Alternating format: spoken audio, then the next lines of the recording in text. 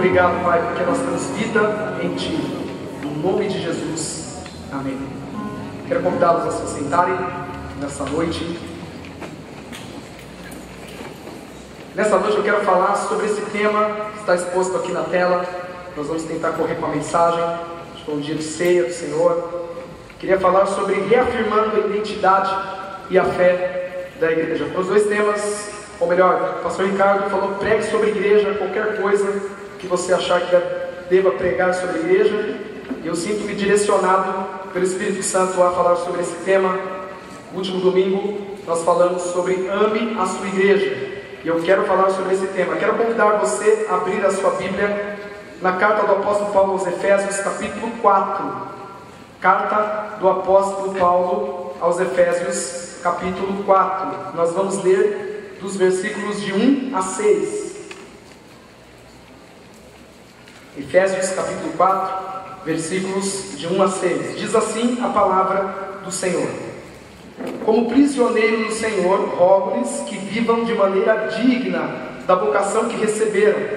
Sejam completamente humildes e dóceis, e sejam pacientes, suportando uns aos outros com amor. Façam todo o esforço para conservar a unidade do Espírito pelo vínculo da paz. Há um só corpo e um só Espírito, assim como a esperança para a qual vocês foram chamados é uma só.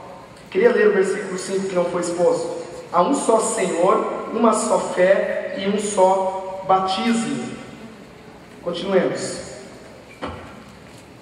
Um só Deus e Pai de todos, que é sobre todos, por meio de todos e em todos. Feche seus olhos mais uma vez, eu quero mais uma vez orar. Pai, nós oramos mais uma vez e pedimos a Ti que o Teu Espírito Santo fale de forma profunda aos nossos corações, no nome de Jesus. Amém.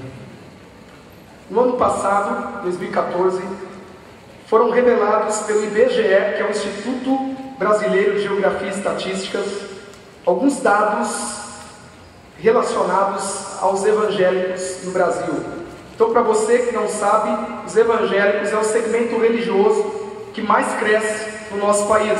E o IBGE revelou alguns dados a respeito do crescimento dos evangélicos. Por exemplo, que vai aparecer aqui na tela. Hoje os evangélicos perfazem 22,2% da população, ou seja, é um povo que tem uma grande expressão, é um grupo religioso com grande expressão no país.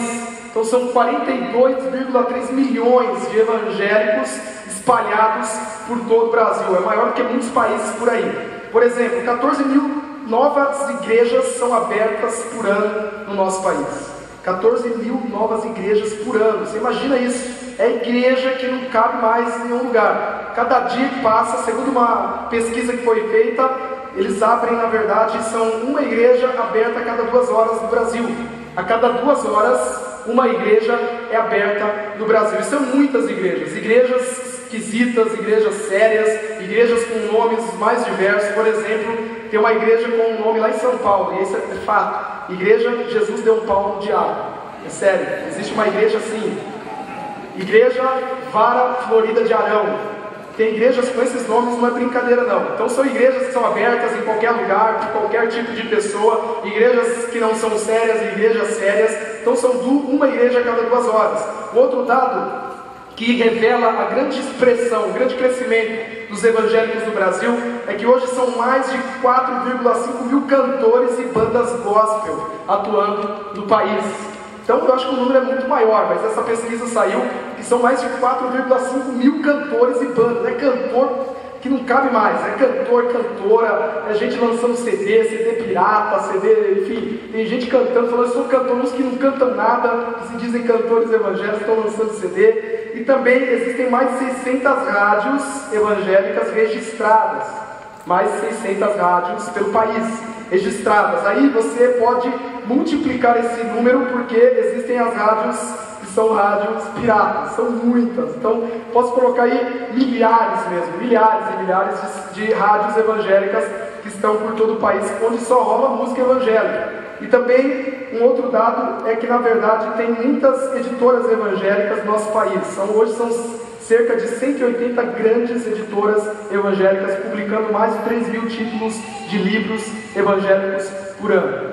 E o que acontece? Eu estou revelando esses dados para chamar sua atenção para uma realidade que nós temos vivido. Somos cristãos evangélicos, estamos numa igreja evangélica, Igreja Batista Bethesda, e o que nós temos vivenciado é o seguinte: é um grande contraste. Ao passo em que os evangélicos crescem no país, em que hoje nós somos 42 milhões de pessoas espalhadas pelo país, ao passo que cresce a cantora evangélica, e os cantores estão lá na Rede Globo, participando dos programas mais populares, ao passo que é um crescimento dos evangélicos, as igrejas estão lotadas, nós temos presenciado um tempo muito grande de confusão espiritual, um tempo onde há águas turbulentas, onde pessoas, a cada dia que passa, não conseguem discernir a mão direita da esquerda. Ao passo que cresce a igreja evangélica, é um monte de gente, na sua grande maioria, que não sabe nada da Bíblia, gente que não sabe nada acerca de Jesus, gente que não sabe que Jesus Cristo é o Senhor e é batizado e se diz cristão evangélico. Nós temos passado por uma época de confusão na prática da fé cristã. Muita gente confusa dentro desse auditório, muita gente que frequenta a igreja, mas tem dúvidas que são dúvidas que nem deveriam ter, dúvidas que pessoas que não são cristãs têm. E tem gente cristã, gente crente, que ainda tem dúvidas que na verdade já eram para ter sido sanadas há muito tempo. É um tempo de confusão. Esses dias eu falo de um pastor dessa cidade, da cidade de Piracicaba, que ele pegou um helicóptero e contratou lá um helicóptero. Você não vai imaginar o que ele fez. Ele colocou urina de animal e foi despejando sobre a cidade, porque ele queria demarcar território, dizendo que Piracicaba é de Jesus. Isso tem acontecido, em Piracicaba isso aconteceu, isso tem acontecido nos mais variados lugares, aberrações. Você liga a TV, eu vi uma mulher, um dia liguei a TV, um programa evangélico, a mulher disse que fez uma sopa da gravata do homem lá do ungidão, enfim, do chapelão, e que aquilo havia curado ela. E eu falei, meu Deus, as igrejas estão lotadas, mas é um povo que não sabe discernir a mão direita da esquerda. É como se nas igrejas evangélicas tivesse ali um depositário, onde as pessoas tivessem escrito assim: deposite seu cérebro. Você colocaria o cérebro e entraria na igreja, e ali aconteceria de tudo. Muitas igrejas procedem dessa forma. Jesus diz em João capítulo 8, versículo 32, ele disse: conhecerão a verdade e a verdade os libertará. Nós precisamos de Deus, precisamos da palavra de Deus aplicada nas nossas vidas para purificarmos de todo engano. Eu quero chamar a sua atenção nessa noite para isso. Nós vivemos num tempo onde pessoas estão enchendo as igrejas em busca de identidade, em busca de fé. E existem pessoas confusas dentro das mais variadas áreas. Por exemplo, homens sem identidade masculina dentro das igrejas evangélicas, homens que são femininos. Aí tem gente que fala, mas todo homem tem uma parte feminina. Tem homens que são femininos. Ou, que digo mais, homens que às vezes são durões, ou braço cabeludo, perna cabeluda, barba por fazer, mas que não tem identidade masculina, onde a mulher domina a casa, a mulher é que dá as diretrizes, a mulher é que manda. Homens que não têm identidade masculina, mulheres sem identidade feminina, mulheres que às vezes são bonitas, cheirosas, cabelos feitos, mas são mulheres que são homem na casa, dão a voz, vai fazer isso, é comigo, é assim. Mulheres sem identidade feminina. As mulheres precisam aprender a serem lideradas pelos homens, pelos maridos. Os homens precisam aprender a liderar. E nós temos visto isso. Crianças sem identidade infantil. Criança que começa a falar que nem adulto, que quer pôr piercing, criança de 7 anos, que começa a usar saltão, depois vai ter problema nas pernas. Nós vemos crianças sem identidade infantil, casados sem identidade conjugal. O cara senta lá, a mulher senta lá. Mas aí é um relacionamento da pós-modernidade. Casais que não têm identidade conjugal e cristãos sem identidade espiritual. Aí você me pergunta o que fazer para resolver essa questão. É tempo de nós reafirmarmos a nossa identidade, a nossa missão, os nossos valores e as nossas práticas nesta igreja. As nossas práticas de fé se baseiam na Bíblia Sagrada. Aí eu quero deixar claro para você o que é identidade, porque nós precisamos reafirmar a nossa identidade de fé, e nós precisamos entender o que é identidade. O que é identidade? É o conjunto de caracteres próprios, ou características próprias, exclusivos, com os quais se podem diferenciar pessoas, animais, plantas, instituições uns dos outros, quer diante do conjunto das diversidades, quer ante seus semelhantes. Ou seja, as características próprias e exclusivas com os quais se podem diferenciar pessoas. Pessoas sem identidade são um problema para si mesmas, porque pessoas sem identidade são pessoas volúveis, pessoas que não têm direção, pessoas que ouvem um pastor falar alguma coisa e já acreditam, não conferem na Bíblia, pessoas que ouvem a direção de um determinado líder espiritual e acreditam porque não conferem na Bíblia. Quando nós não temos identidade espiritual, nós nos tornamos volúveis e não nos diferenciamos das outras pessoas. E Jesus nos chama para sermos diferentes numa sociedade onde todo mundo é igual. Diferente não na forma de vestir, mas diferente na forma de agir, diferente nos valores. E eu quero deixar uma pergunta para você e respondê-la a seguir. A pergunta é: esta igreja chama-se Igreja Batista Betesda. Nós temos o nome Betesda, que o nome se tornou maior, Betesda, que é lugar, casa de cura, significa Betesda, que é uma palavra hebraica, que se encontra no livro, ou melhor, no Evangelho de João, capítulo 5, tanque de Betesda. E nós somos a Igreja Batista Betesda, lugar de cura para você que precisa de cura. Mas você talvez venha dessa igreja, você que vem de outra igreja evangélica, você que nunca participou de uma igreja evangélica, você que participou de outras, enfim, que já visitou alguns cultos, vem para essa igreja, talvez para você é tudo igual, essa igreja é igual o pessoal da TV lá. Você liga a TV, vê um cara do chapéu, e aqui a gente fala mesmo, a gente marca, aqui que está errado, a gente fala de tudo. Você vê um cara do chapéu ensinando um monte de coisa, e você fala: nossa, a Igreja Batista Betesda é igual aquela lá na TV. A Igreja Batista Betesda é igual aquela igreja lá que só pede dinheiro. E eu quero dizer para você que essa igreja se diferencia porque ela tem uma identidade. Ela se diferencia de muitas outras igrejas, ou melhor, de todas as outras igrejas. Porque cada igreja tem uma identidade. Nós vamos reafirmar nessa noite a nossa identidade. Qual é a identidade de uma igreja batista? Nós somos batistas. Não somos baptistas, que são aqueles tradicionais, que não podem cantar e bater palma, mas nós somos uma igreja batista da Convenção Batista Brasileira, uma igreja que está aliançada à Aliança Batista Mundial, que está no mundo todo. Existem igrejas batistas espalhadas pelo mundo todo, nós fazemos parte disso, estamos aliançados à Convenção Batista Brasileira. A Igreja Batista é uma igreja que surgiu no século XVII, uma igreja que surgiu no século XVII, uma igreja que tem uma grande história de fé. E qual é a identidade de uma igreja batista? Para sabermos e reafirmarmos a identidade da Betesda, precisamos entender um pouco qual é a identidade de uma igreja batista. Em primeiro lugar, existem alguns princípios batistas. Esses dias conversando com alguns irmãos, não é erro você não saber, você está chegando aqui e hoje essa palavra é para que você aprenda. Alguns irmãos de Deus que vieram de outra igreja, eu fiz umas perguntas básicas de igreja batista, a pessoa não sabia, lógico. Nunca, talvez alguém ensinou. Lá na integração a gente procura ensinar algumas coisas. Mas vamos lá. Qual é a identidade de uma igreja batista? Existem alguns princípios. A nossa é a Bíblia como única regra de fé e prática. Na igreja batista, o povo batista é conhecido como um povo, e deve continuar sendo conhecido, espero eu, como um povo que se baseia na Bíblia. Então você vai falar com um batista, ele vai falar: mas está na Bíblia isso aí? Não, então não venha com chorumela.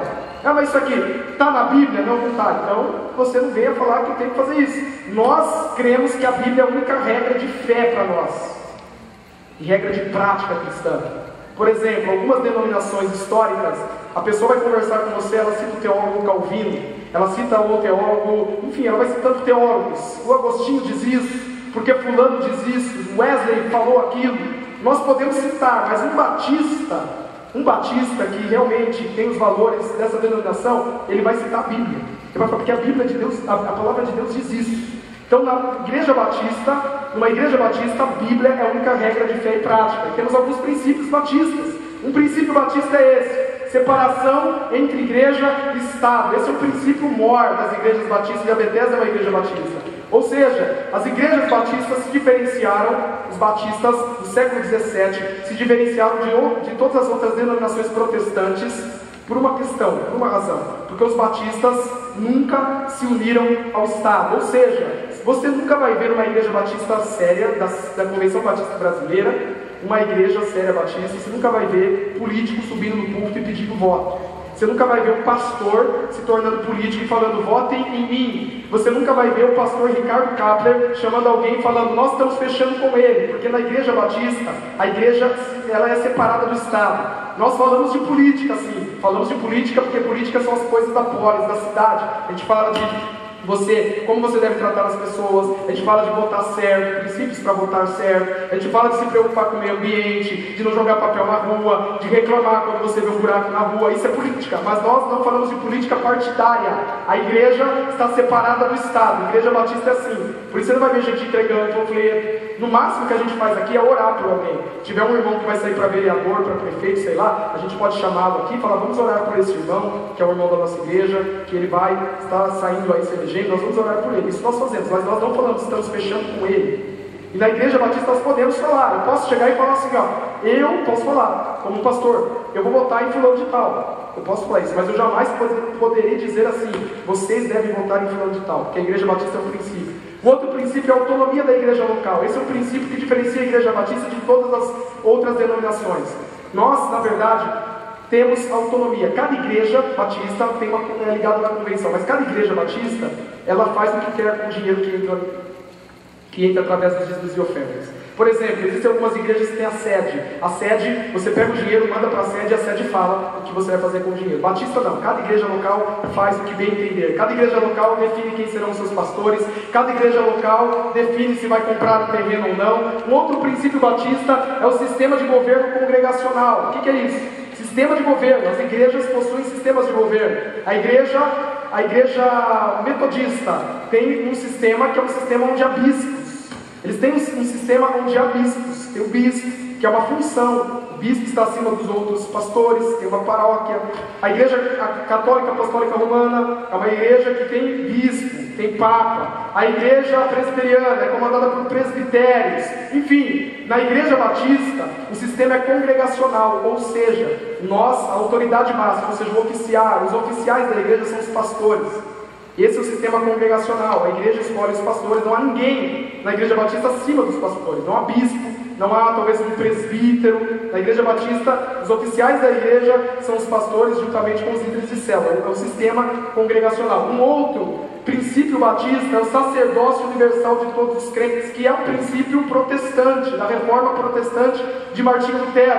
Ou seja, cada crente pode ler a Bíblia, cada crente pode orar. Não precisa pedir para o pastor orar lá pelo doente. Você pode ir lá e tem autoridade para orar pelo doente. Você pode abençoar pessoas, você pode falar de Jesus. Não precisa do pastor, a oração poderosa do pastor, porque todo crente pode orar, todo crente pode ministrar. Por isso somos uma igreja em célula, porque nós cremos que o sacerdócio é para todos os crentes. Um outro princípio é a total liberdade de expressão e pensamento do indivíduo. Isso quer dizer o quê? Que aqui nós queremos levar você à reflexão. Nós não queremos que você seja, desculpe falar, uma pessoa fechada, uma pessoa que não reflete nas coisas. Nós queremos que você pense, nós queremos que você leia livros, temos uma livraria, nós incentivamos você à leitura, queremos que você faça CTM, nós fazemos congressos para que você possa pensar. O povo batista é um povo que valoriza isso, a livre e total expressão de pensamento do indivíduo. Você pode pensar, você pode ter a sua opção política, você pode ter o seu time, você pode ler tal escritor, pode ir ao cinema, enfim. Mas isso não dá margem para que você seja uma pessoa rebelde, porque as Sagradas Escrituras dizem que nós devemos concordar uns com os outros, nós devemos falar a mesma linguagem na comunidade. E não é porque você é um batista e tem total liberdade de expressão e pensamento do indivíduo, você vai falar, não concordo com o pastor e eu sou batista. Não tem nada a ver com isso.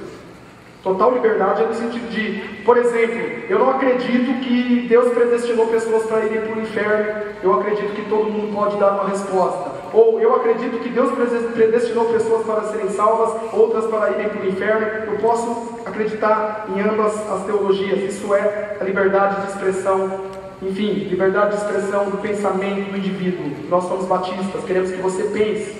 E qual é a identidade da nossa igreja local? Qual é a identidade da Igreja Batista Bethesda? Vamos lá, somos uma igreja bíblica, missional, uma igreja relacional, ou seja, uma igreja em células, contemporânea, teologicamente ortodoxa e culturalmente liberal. Vou explicar para vocês, esse linguajar é tão difícil. Nós somos uma igreja bíblica, pregamos a palavra, abrimos a Bíblia e pregamos. Somos uma igreja missional. Nós temos mais de 11 projetos missionários espalhados no mundo. Uma igreja que faz missões aqui e no mundo todo. Somos uma igreja relacional. Valorizamos relacionamentos, somos célula. Somos uma igreja contemporânea. Aqui nós não tocamos órgão, aqui nós tocamos guitarra, músicas. Aí nós somos contemporâneos, usamos PowerPoint para pregar. Nós damos grande ênfase na publicidade, queremos que as pessoas entendam a mensagem. Somos uma igreja teologicamente ortodoxa. Vou explicar para você. Aqui na Bethesda, não é porque aqui tem gente de piercing, não é porque aqui tem gente tatuada, aqui somos uma igreja contemporânea. As pessoas são assim, nós aceitamos as pessoas, porque a Bíblia não fala nada a respeito disso. Aí eu sou batista e falo, prove-me que fala contra a tatuagem, contra brinco, contra a roupa colorida de alguém. Não tem nada a ver. Mas o que eu quero dizer para você é o seguinte, que nós somos uma igreja teologicamente ortodoxa, porque na Bethesda, apesar de sermos uma igreja aberta, cheia de jovens, na Bethesda, pecado é pecado. Na Bethesda, sexo antes do casamento é pecado para a juventude. Nós pregamos isso, que isso é ortodoxo, isso está na Bíblia, os cristãos sempre pregaram isso. Aqui nós entendemos o seguinte, nós aceitamos os homossexuais, os homoafetivos. Se você tem lutas nessa área, se você se identifica como sendo alguém assim, nós amamos você, queremos ser uma família para você de verdade, sem discriminá-lo. Mas nós continuamos pregando a verdade da Bíblia, que a prática homoafetiva é pecado. Na Bethesda, pecado é pecado. Deus continua odiando o divórcio. Pecado é pecado. Nós somos teologicamente ortodoxos. Ortodoxia é a crença correta, ou seja, a crença dos cristãos desde a igreja primitiva. E nós somos uma igreja culturalmente liberal. Essa é a grande questão que as pessoas não entendem na Bethesda. A Bethesda pode tudo, os jovens vão culturalmente liberal. A teologia tem que ser ortodoxa, a palavra tem que ser a palavra. Pecado é pecado. Mas nós somos culturalmente liberal.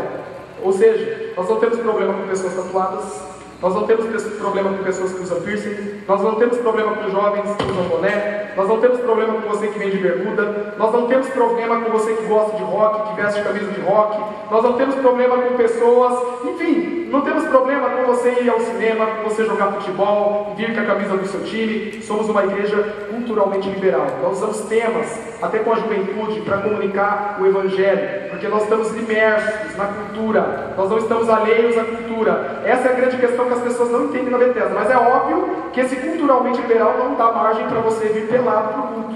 Não dá margem para você, moça, vir com roupa curta, para você, rapaz, vir peladão, mostrando o corpo. Não dá margem para isso. Essa é a nossa identidade como Igreja Batista Bethesda. E a nossa visão é essa: alcançar Piracicaba para Jesus através das células. A confusão não é de Deus. Nós precisamos de clareza na nossa fé. Por isso eu estou falando sobre essas questões da Bethesda para você que ainda tem confusão, não entende muito bem alguns aspectos da nossa comunidade. E para reafirmar a identidade da igreja, o que é preciso para nós reafirmarmos a fé e a identidade da igreja, dessa igreja, da Igreja Batista Bethesda? Eu quero dar rápidos conselhos para você nessa noite. Em primeiro lugar, tenha uma vida digna diante de Deus e dos homens. Tenha uma vida digna diante de Deus e dos homens. Nós vemos a carta do apóstolo Paulo aos Efésios. Essa palavra é baseada na Bíblia, na carta de Paulo aos Efésios. Paulo está dizendo aos Efésios, ou seja, o pessoal que vivia numa cidade chamada Éfeso, onde hoje Éfeso é a atual Turquia, o sul da Turquia era Éfeso, uma cidade da Ásia Menor. E Paulo escreve uma carta para os cristãos que lá se reuniam, e ele está falando sobre igreja, falando sobre identidade. E ele diz isso. Ele diz no versículo 1: rogo-lhes que vivam de maneira digna. Ele diz isso, rogo-lhes, ou seja, eu clamo, eu peço para vocês, que vocês, cristãos, crentes da Igreja Batista Bethesda, vivam de maneira digna. E a pergunta que eu faço para você: você é alguém que tem vivido uma vida santa, honrada diante de Deus? O pior problema para o avanço do Evangelho não é o diabo, não é o diabo. O diabo impede, mas não é o diabo. O pior, o que impede a Bethesda de crescer mais não é Satanás. Ele atua para que a igreja não cresça. Não é o diabo, não é o mundo não é. Mas sim os cristãos que não vivem vidas dignas diante de Deus e dos homens. Aquilo que é travando o crescimento da Igreja Batista Bethesda são cristãos que fazem parte dela e que não vivem de vidas dignas diante de Deus e dos homens. E eu pergunto para você como tem sido o seu andar. Você tem levado uma vida íntegra? Você é alguém que costuma falar a verdade ou você é alguém que mente sempre quando é possível mentir para fugir de um castigo? Você é alguém que na verdade paga todas as suas contas no dia, ou você tem dívidas aqui e acolá, você deve pessoas, não paga, isso é muito feio na comunidade. Talvez você está devendo lojas, devendo pessoas fora da igreja, e você é um cristão que se identifica com essa igreja e não está levando uma vida digna diante dos homens e nem diante de Deus. Você é alguém que dá cheque sem fundos, ou é alguém que paga as suas contas? Você é alguém que não cumpre os seus compromissos financeiros, ou é alguém que leva a sério essa área? Se você é empresário ou microempresário aqui nessa noite, qual tem sido a sua postura em relação aos seus funcionários? Você trata os seus funcionários como meros escravos ou os trata com carinho, com respeito? Como você tem tratado as pessoas que estão abaixo de você?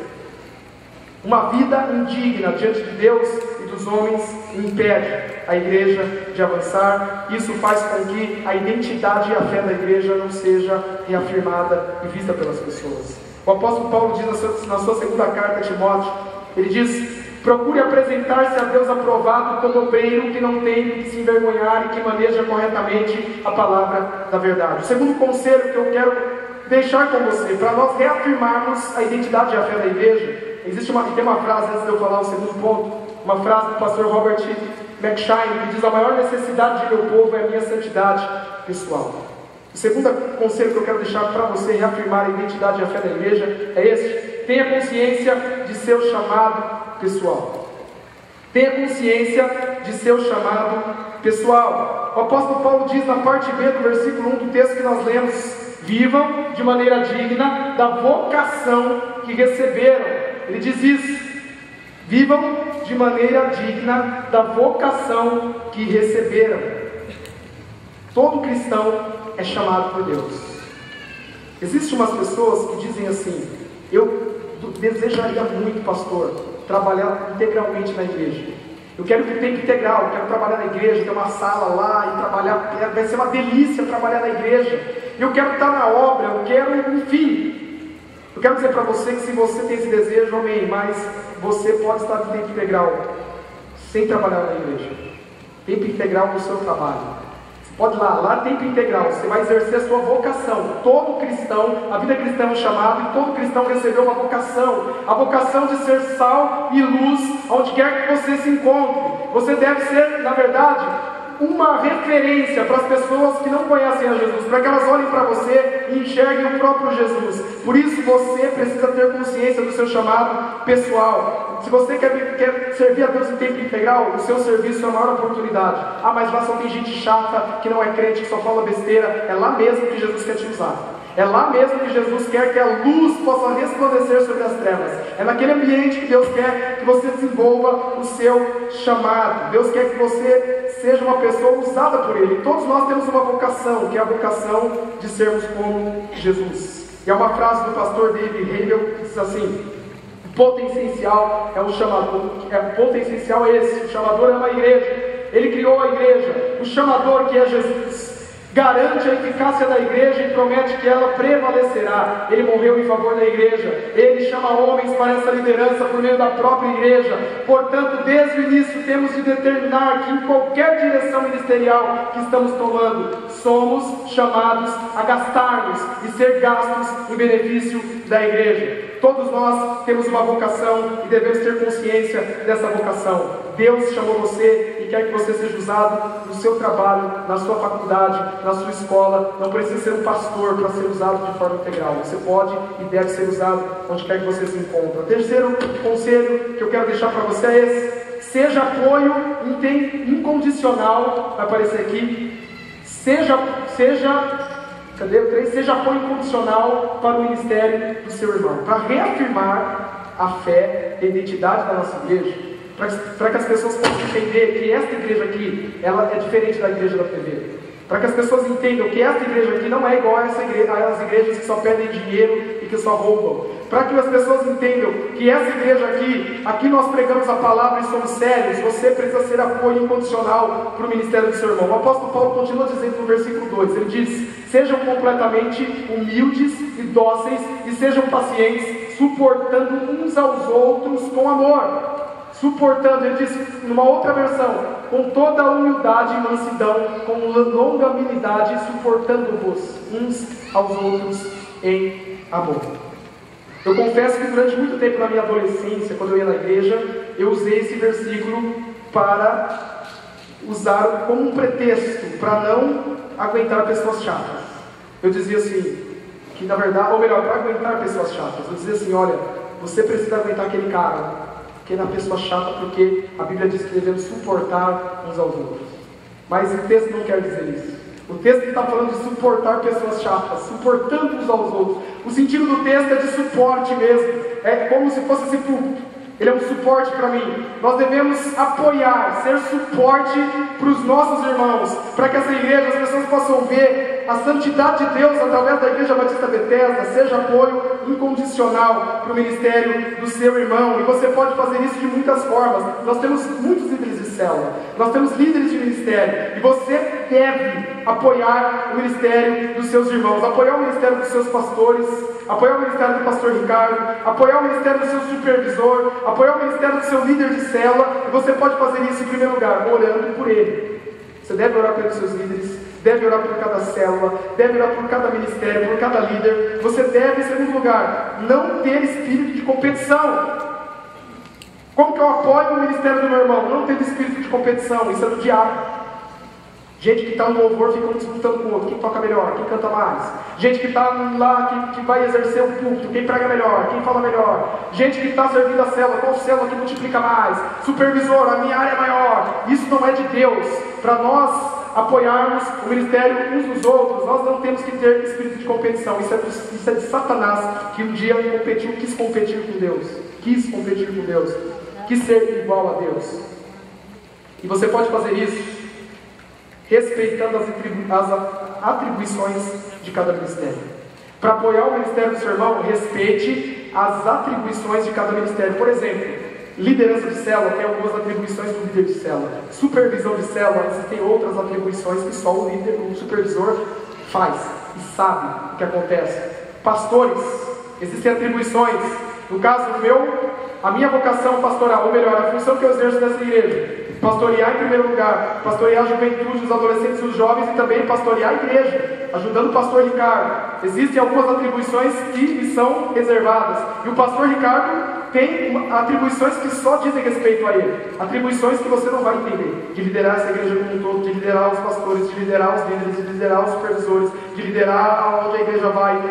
Para que você seja apoio, respeite as atribuições de cada ministério, de cada líder. Então você deve respeitar o seu irmão. Quando um líder der uma bronca em você porque você não fez certo, respeite, porque ele tem atribuições, ele deve cobrar você. Quando um pastor cobra você, não seja orgulhoso e arrogante de não receber, mas aceite isso, porque é uma atribuição. Eu estou falando para o pessoal, o pastor Ricardo volta dia 25, graças a Deus que ele estará aqui. Não é fácil, é detalhes pequenos, aí você vai, aí comigo é o som, é o louvor, o pessoal é uma bênção, e às vezes eu falei, gente, não é pro lado pessoal, porque o meu papel aqui é cobrar, essa atribuição, enquanto o pastor não está, é minha, de cobrar vocês, para que o culto aconteça. Então respeite as atribuições de cada ministério, para que você possa dessa forma apoiar o seu irmão. E eu queria deixar um outro conselho para você, que é esse aqui, que vai aparecer. Seja um instrumento de unidade e paz no corpo de Cristo. Para reafirmar a identidade e a fé dessa igreja, seja um instrumento de unidade e paz no corpo. O apóstolo Paulo diz, ele continua dizendo no versículo 3, no texto que lemos: façam todo o esforço para conservar a unidade do Espírito pelo vínculo da paz. Numa outra versão bíblica ele diz: procurando diligentemente guardar a unidade do Espírito no vínculo da paz. Sabe o que o apóstolo Paulo está dizendo nesse texto? Ele está dizendo que existe uma unidade no Espírito, ou seja, Cristo nos une como um só. Apesar de muitas células, somos um só. Apesar de muitas supervisões de células, somos um só. Apesar de muitas pessoas com gostos, ideias, conceitos diferentes, somos um só, porque Cristo nos une, somos uma igreja só. Portanto, devemos falar a mesma língua, portanto, devemos concordar uns com os outros acerca de coisas da fé. Então, nós somos um só. Existe uma unidade no Espírito, mas essa unidade, Paulo está querendo dizer que pode se perder. Porque ele diz: guardem, procurem diligentemente guardar a unidade da fé. Ou seja, a unidade da fé pode se perder. E quando a unidade da fé, a unidade das pessoas desta igreja se perde, a igreja se perde. É tão triste ver igrejas que eram muito grandes esvaziando, porque perdeu a unidade. O líder odiando o líder, pessoa falando mal de outra, gente com raiva umas das outras, e isso vai minando, fofoca, gente com língua ferida, falando. Isso vai fazendo com que a identidade da igreja se perca. Portanto, se você é alguém que quer reafirmar a fé e a identidade desta igreja como sendo um membro dela, você precisa, na verdade, ser um instrumento de unidade e paz no corpo. Todos aqueles que foram batizados nessa igreja assinaram um pacto de membresia. Quem foi batizado na Bethesda aqui? Muita gente. Você assinou o pacto de membresia. E no pacto de membresia, isso serve para todo mundo que veio de outras igrejas também. Existem algumas coisas. São 4 pontos do pacto de membresia. Eu queria falar apenas de um ponto, que é o primeiro: proteger a comunhão da minha igreja. De que forma? Agindo em amor uns com os outros, recusando maledicência, fofocas, seguindo a direção de Deus através dos pastores e líderes. Parece que muita gente se esqueceu que assinou o pacto de membresia. Você precisa guardar a unidade da igreja. Em último lugar, nessa noite, o que nós podemos fazer para reafirmar a fé e a identidade desta igreja? Creia e tenha a mesma unidade doutrinária da palavra. Os versículos 5 e 6 do texto que lemos no início, o apóstolo Paulo diz assim, não está aqui o texto, eu vou ler aqui. O apóstolo Paulo diz: um só Senhor, uma só fé, um só batismo. Um só Senhor, uma só fé, um só batismo. Ele está dizendo isso: nós estamos unidos num só Senhor, numa só fé, em um só batismo. Paulo está instruindo os Efésios a manterem a unidade doutrinária da palavra. Igrejas vivas, igrejas saudáveis que crescem, que abençoam aqueles que chegam até elas, são igrejas que se baseiam na palavra. São igrejas que possuem doutrina. Eu vou explicar para vocês, porque eu vejo direto pessoas dizerem assim para mim, de outras igrejas evangélicas: na tua igreja não tem doutrina, na minha tem. Aí eu falo: ah, é? O que é doutrina? Ah, na tua igreja as meninas usam saia, os meninos usam boné. Na tua igreja as mulheres não usam saia até o pé. Lá não tem doutrina. Na minha igreja tem doutrina. Pastor, fala: pastor não usa paletó? Aí eu falo: meu Deus, esse povo não está entendendo a Bíblia. Porque a Bíblia fala de doutrina, sim, a sã doutrina. O apóstolo fala: doutrina é um conjunto de verdades e de crenças que são celebradas, ou melhor, professadas. Celebradas, você vive, celebra e professa. Os cristãos professam. Doutrinas é um conjunto de crenças e de verdades que são professadas por todos os cristãos em todos os tempos, até hoje, por toda a cristandade. Então, o que é doutrina? Doutrina não é roupa, gente. Doutrina não é usar saia. Doutrina é o quê? Quem é Jesus? Jesus é o Filho de Deus. Jesus é aquele que se tornou um ser humano, que ressuscitou. Isso é doutrina. Quem é o Espírito Santo? O Espírito Santo é a terceira pessoa da Trindade. Ele é uma pessoa. Qual é o papel do Espírito Santo? O papel do Espírito Santo é jogar luz para a pessoa de Jesus. Isso é doutrina. Doutrina do Espírito Santo, a doutrina de Jesus. O que é a igreja? É o corpo dos remidos. A igreja é o corpo dos remidos pelo sangue de Jesus e que se reúnem para celebrá-lo. Isso é doutrina. Tem gente achando que doutrina é roupa.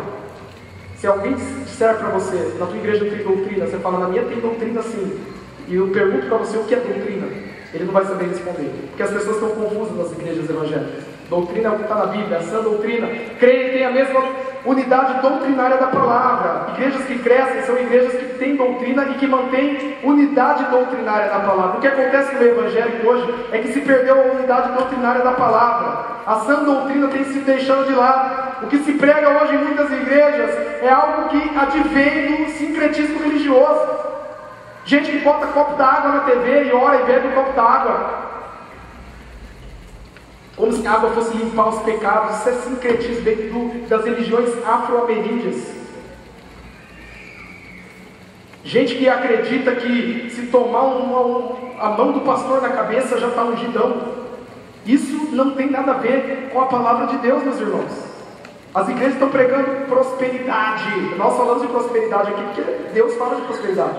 Mas as igrejas só falam de prosperidade, é só dinheiro, dinheiro. Vai pregar a Bíblia, dinheiro. Aqui nós fazemos dízimos de ofertas e falamos também de que precisamos de dinheiro. O anjo não vai descer assinar um cheque para pagar o aqui. Então nós falamos. Mas a igreja é só dinheiro, dinheiro, dinheiro, dinheiro, dinheiro, dinheiro. E é só coisa que não tem a ver com a Bíblia. Então nós precisamos manter a mesma unidade doutrinária da palavra. Há uma frase do teólogo, um pastor muito de Deus, o John Piper, que é um homem usado em livros maravilhosos nessa livraria dele, e ele disse o seguinte: a má teologia desonra Deus e destrói as pessoas. As igrejas que cortarem a raiz da verdade podem florescer por um tempo, mas logo murcham e se convertem em algo além de uma igreja cristã. Sem a verdade como pressuposto principal, a igreja desmorona. Nós precisamos da verdade. E para fechar essa mensagem, eu quero falar algo para você. Nós somos uma igreja batista, Igreja Batista Bethesda, e como uma igreja batista que tem a Bíblia como única regra de fé e prática, precisamos crer e ter a mesma unidade doutrinária. Por exemplo, preste atenção para nós terminarmos aqui essa mensagem. Aqui nós cremos que todo crente é um ministro, cada casa é uma igreja. Aqui nós cremos que a Bíblia é a palavra de Deus. Aqui nós cremos, como eu disse para os jovens, que sexo antes do casamento é algo que contraria a vontade de Deus. Aqui nós cremos que Deus odeia o divórcio. Para você que casou, teve o segundo casamento, você é abençoado. Deus te dá uma nova história, mas Deus ainda continua odiando o divórcio. Você está pensando em divorciar? Deus odeia o divórcio, mas não odeia o divorciado. Aqui na Batista Bethesda, nós cremos que a prática homoafetiva é pecado. Aqui nós cremos que um cristão verdadeiro não pode ficar possesso por demônios. Isso é uma doutrina protestante, batista. Não só batista, protestante. Quem veio com essa onda de que crente fica endemoniado foram os neopentecostais. Na história do cristianismo, eu nunca vi ninguém pregar isso. A Bíblia Sagrada não fala nada disso. Que um crente fica endemoniado. Que demônio entra num crente e faz o que quer. Mas fulano era de Deus. Ele até pregou. Eu conheço um pastor. Conheço outros, já ouvi falar. Mas conheço um pastor que é amigo meu. Hoje é um pastor de Deus. Ele está no Paraná hoje. Mas ele disse algo para mim. Ele falou: eu era pastor. Eu me converti no Mato Grosso. Eu pregava e pessoas se convertiam. Mas não tinha Jesus. Então, se o cara ficou endemoniado, parte do princípio que não tem o Espírito de Deus. Aqui nós cremos, como uma igreja batista, que crianças sem consciência não podem ser batizadas. Cremos que todos os dons espirituais citados na Bíblia existem, inclusive os de língua, de milagres e profecia. Aqui nós acreditamos que a salvação é só por meio de Jesus e é pela graça. Aqui nessa igreja nós acreditamos que a salvação não se perde. Uma vez salvo, sempre salvo. A salvação não é um presente dado por homens, é um presente dado por Deus.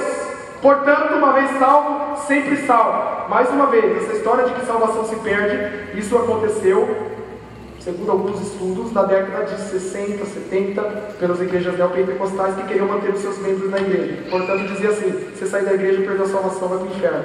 Mas a Bíblia não ensina isso. A Bíblia diz que a salvação é um dom de Deus. Portanto, se é um presente de Deus, eu não posso perdê-lo. E mais, não é por obras, é pela graça. Não sou eu que mantenho. Estou certo, estou salvo. Estou errado, estou no inferno. Estou certo, estou salvo. Estou errado, estou no inferno. Salvação não se perde, ela é dada por Deus. Não é eu perdi, ganhei, perdi. A salvação é um presente que Deus dá a você. E acreditamos aqui que Jesus voltará, acreditamos na existência de céu e inferno, acreditamos na existência de anjos e demônios, acreditamos que não existe reencarnação. Uma vez morto, todos se depararão com o trono de Cristo, e lá todos, grandes e pequenos, serão julgados. Não há reencarnação, essa coisa que você volta, a Bíblia não diz isso. Eu queria que você fechasse seus olhos nesse momento. E aqui nós acreditamos que Jesus Cristo é o Filho de Deus, co-igual ao Pai, co-igual ao Espírito Santo. Feche seus olhos agora. Eu quero fazer uma oração. só quero fazer um convite nessa noite, rapidamente. Alguém nessa noite que quer entregar a sua vida a Jesus Cristo, falar: eu preciso de Jesus. Eu vim para essa igreja, pastor, mas eu preciso de Jesus na minha vida. Levanta a sua mão, quero fazer uma oração com você. Tem alguém aqui? Deus te abençoe. Tem mais alguém? Deus te abençoe. Tem mais alguém que quer tomar uma decisão por Jesus?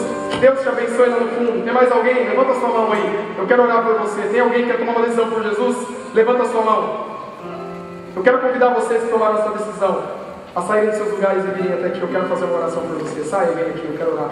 E quero pedir, enquanto essas pessoas se achegam, que algum líder de célula, supervisor, possa abraçar essa pessoa. Nós vamos terminar o culto orando. Sai do seu lugar e vem aqui em nome de Jesus. Você que levantou as mãos, tomando uma decisão, vem aqui, eu quero orar com você, em nome de Jesus. Louvado seja o nome de Jesus. Pode vir, se você quer tomar uma decisão, falar: eu quero começar a caminhar com Cristo. Eu quero Deus na minha vida, eu quero Jesus na minha vida. Saia do seu lugar e venha. Meus irmãos.